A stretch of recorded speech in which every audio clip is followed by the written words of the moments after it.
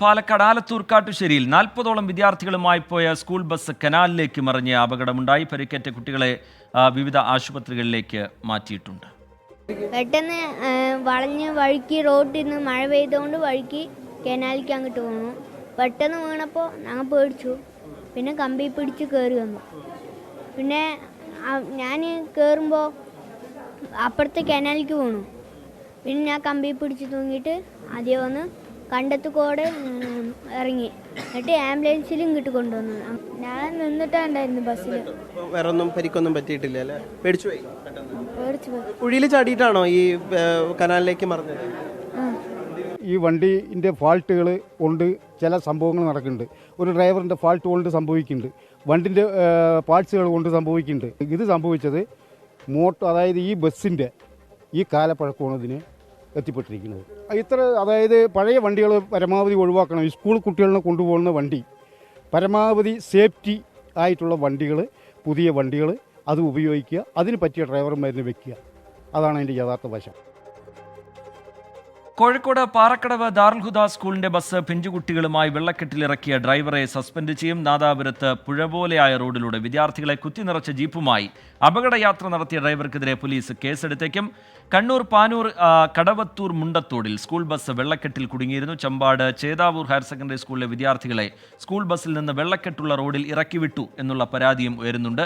നിഖിൽ പ്രമേഷ് പാലക്കാട് നിന്ന് വിവരങ്ങൾ നൽകും. അതുപോലെ തന്നെ കോഴിക്കോട് നിന്ന് മിഥിലാ ബാലൻ, കണ്ണൂരിൽ നിന്ന് സജോ ദേവസ്യ എന്നിവർ വിവരങ്ങളുമായി നമുക്കൊപ്പം ചേരും. ആദ്യം നിഖിൽ പ്രമേഷിലേക്കാണ്. നിഖിൽ, ആലത്തൂരിലുണ്ടായ അപകടം, അതിൻ്റെ ദൃശ്യങ്ങൾ നമ്മൾ കണ്ടു, കുട്ടികളുടെ പ്രതികരണങ്ങൾ നമ്മൾ കണ്ടു. ആശുപത്രിയിൽ നിന്ന് ലഭ്യമാകുന്ന വിവരപ്രകാരം ആരുടെയും ആരോഗ്യനിലയിൽ അങ്ങനെ ആശങ്കപ്പെടേണ്ട സാഹചര്യമൊന്നുമില്ലല്ലോ നിഖിൽ? തീർച്ചയായിട്ടും റിജിത്ത്, നമ്മൾ ആശുപത്രിയിൽ എത്തി കുട്ടികളൊക്കെ കണ്ടിരുന്നു. 24 പേരാണ് ചികിത്സയിലുള്ളത്. 24 പേരുടെയും നില തൃപ്തികരമാണ്. ചെറിയ ചെറിയ പരിക്കുകൾ മാത്രമേ കുട്ടികൾക്കുള്ളൂ. ഒരു കുട്ടിക്ക് മാത്രം കൈക്ക് ഒരല്പം കൂടുതൽ പരിക്കുണ്ട് എന്നുള്ളത് മാറ്റി നിർത്തിയാൽ കുട്ടികളുടെ ആരോഗ്യനിലയെല്ലാം തൃപ്തികരമാണ്. പക്ഷേ അത്ഭുതകരമായാണ് ഈ 24 കുട്ടികളും രക്ഷപ്പെട്ടത് എന്ന് നമുക്ക് പറയാൻ കഴിയും. കാരണം ഈ തോടിൻ്റെ തന്നെ, ഈ കനാലിൻ്റെ തന്നെ കുറച്ചും കൂടെ അപ്പുറത്തേക്ക് നല്ല താഴ്ചയുണ്ടായിരുന്നു. ഒരുപക്ഷെ അവിടെ വെച്ചായിരുന്നു ഈ അപകടം ഉണ്ടായിരുന്നതെങ്കിൽ ഈ അപകടത്തിൻ്റെ വ്യാപ്തി അല്പം കൂടി വർദ്ധിക്കുമായിരുന്നു. ഇതിപ്പോൾ ഒരു കുഴിയിൽ ചാടി പൊടുന്നനെ ഈ ബസ്സിന് നിയന്ത്രണം വിട്ട് ഈ ബസ് കനാലിലേക്ക് മറിയുകയായിരുന്നു. കനാലിലേക്ക് മറിഞ്ഞ ബസ്സിൽ നിന്ന് വലിയ കുട്ടികളുടെ ശബ്ദം കേട്ട് തൊട്ടടുത്ത പാടത്ത് ജോലി ചെയ്തുകൊണ്ടിരുന്ന തൊഴിലാളികളാണ് ആദ്യം ഓടിയെത്തി രക്ഷാപ്രവർത്തനം നടത്തിയത്. അവരാണ് മുഴുവൻ കുട്ടികളെയും മുന്നിലെ ചില്ലടക്കം പൊളിച്ചുകൊണ്ട് പുറത്തേക്കെടുത്ത് അവരെ ആംബുലൻസിൽ ആശുപത്രികളിലേക്ക് എത്തിച്ചത്. ആലത്തൂരിലെ ക്രസന്റ് ആശുപത്രിയിലേക്കും ആലത്തൂർ താലൂക്ക് ആശുപത്രിയിലേക്കുമാണ് കുട്ടികളെ എത്തിച്ചത്. 24 പേരാണ് ആശുപത്രിയിൽ ചികിത്സയിലുള്ളത്. ജില്ലാ കളക്ടർ എസ് ചിത്ര അല്പസമയം മുൻപ് കുട്ടികളെ സന്ദർശിച്ചു. അവർ പേടിക്കുകയാണ് ഉണ്ടായത്.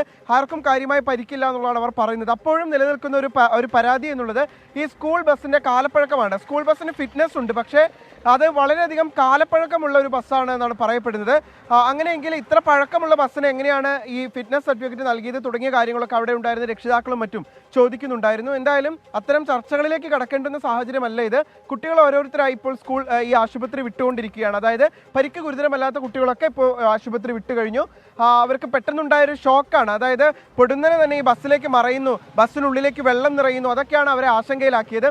എന്തായാലും അവിടെ ഉണ്ടായിരുന്ന തൊഴിലാളികളുടെ സമയോചിതമായിട്ടുള്ള ഇടപെടൽ തന്നെയാണ് ഈ അപകടത്തിന്റെ വ്യാപ്തി കുറച്ചത് എന്ന് നമുക്ക് നിസ്സംശയം പറയാൻ കഴിയും. റിജിത്ത്, ശരി. പാടത്ത് ജോലി ചെയ്യുകയായിരുന്നു തൊഴിലാളികൾ. അവർ ഓടിയെത്തി അപകടത്തിൽപ്പെട്ട കുട്ടികളെ രക്ഷപ്പെടുത്തുകയായിരുന്നു. ഉടൻ തന്നെ ആശുപത്രിയിലേക്ക് മാറ്റുകയായിരുന്നു. ആശുപത്രിയിൽ നിന്ന് ലഭ്യമാകുന്ന വിവരപ്രകാരം അങ്ങനെ ആശങ്കപ്പെടേണ്ട കാര്യങ്ങളൊന്നുമില്ല. വിദ്യാർത്ഥികൾ ഓരോരുത്തരായി ഡിസ്ചാർജ് ചെയ്ത് പോവുകയാണ്.